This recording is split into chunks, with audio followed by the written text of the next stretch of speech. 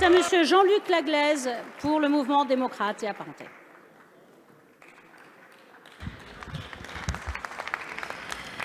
Madame la Présidente, Messieurs les ministres et mes chers collègues, présentement, le mouvement démocrate et apparenté ne votera pas la motion de rejet préalable présentée par notre collègue. Ce vote s'explique par le souci de la cohérence, une cohérence politique d'abord, car on ne peut renier aujourd'hui ce que l'on a construit hier. Il est curieux de voir le Parti socialiste changer complètement de ligne politique pour refuser maintenant ce qu'il défendait non pas il y a 20 ans, non pas il y a 30 ans, mais tout juste lors de la dernière mandature. Vous nous appelez continuellement à la cohérence, c'est à vous qu'il faudrait plutôt poser la question aujourd'hui. Cohérence aussi lorsqu'il s'agit de mettre en œuvre les engagements que nous signons.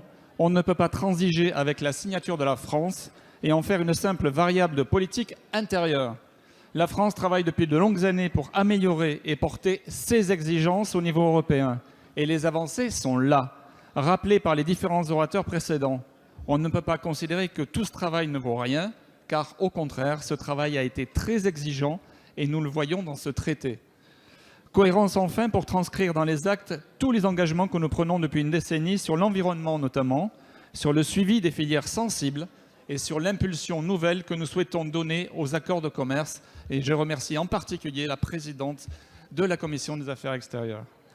Tous ces éléments sont pour nous déterminants, les avancées bien réelles. Aujourd'hui, nous voyons qui fait preuve de responsabilité politique et qui utilise ce texte comme prétexte pour se relancer.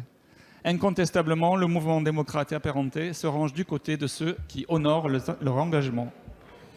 Je vous remercie.